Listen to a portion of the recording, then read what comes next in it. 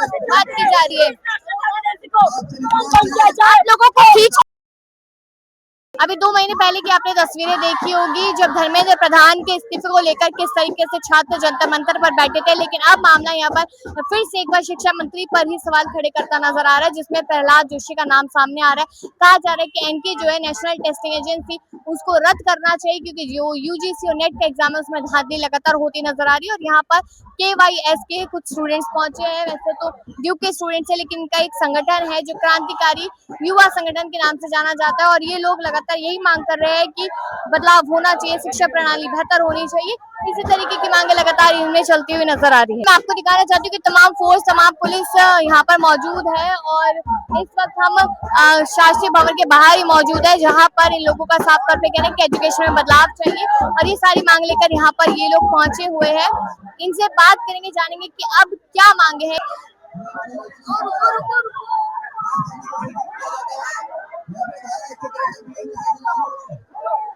कि स्टूडेंट्स को डिटेन करना भी शुरू कर दिया गया है। ये तस्वीरें आपको नजर आ रही होगी, और ये वही चीजें हैं जो पहले भी हम एक बार देख चुके हैं, और एक बार फिर से वही सारी तस्वीरें हम यहाँ पर देख रहे हैं, क्योंकि खास तौर पे कहा जा रहा है कि जो घर में यहाँ पर जो लागू है, लगातार यही कहा जा रहा है कि यहाँ पर धारा लागू है, और उसके बाद यहाँ पर लोगों को हटाया जा रहा है, खींचा जा रहा है। ये चीजें आप यहाँ पर लगातार देख सकते हैं कि किस तरीके से यहाँ पर बात की जा रही है।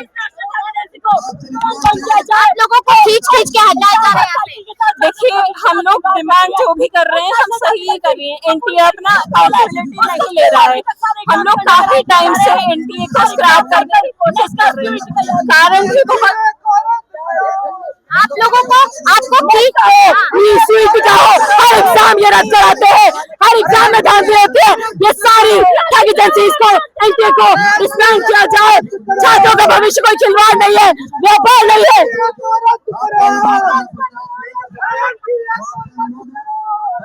एक बार फिर से घसीट कर हटाया जा रहा है। ये बहुत शर्मनाक है, और हम लगातार इस बात की डिमांड करते रहे हैं कि पेपर लीक को रोकने के लिए एनटीए को बैन करने की जरूरत है, लेकिन ये बात नहीं मानी गई।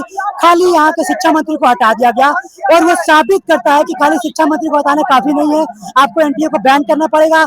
और साथ ही साथ जो अल्टरनेटिव विकल्प के तौर पे हमें ये करना पड़ेगा। पेपर लीक 3 जगहों से होता है, पहला जहाँ से पेपर छप रहा है, दूसरा जो बिचौलिए मिडलमैन करते हैं, और तीसरा जहाँ से पेपर करवाया जाता है, यानी पेपर कंडक्ट हो रहा है। इन तीनों जगह को जब तक सरकार हाथ में नहीं लेगी, यानी कि जहाँ से पेपर छप रहा है, अगर जब तक वो सरकारी चीजें सरकार नहीं करेगी, प्रिंटिंग का काम सरकार अगर नहीं करेगी, तो पेपर लीक होगा, लोकेशन से पेपर लीक होगा, और उसके बाद पेपर जहाँ पे हो रहे हैं वहां पे मिडलमैन, वहाँ पेपर जहाँ जो प्राइवेट इंस्टीट्यूशन में पेपर लीक हो रहे हैं, वहाँ पे प्राइवेट कोचिंग सेंटर को ये आउटसोर्स करने की जगह सरकार को अपने संस्थान में पेपर्स करवाने की जरूरत है। तब तक हम पेपर लीक नहीं रोक पाएंगे।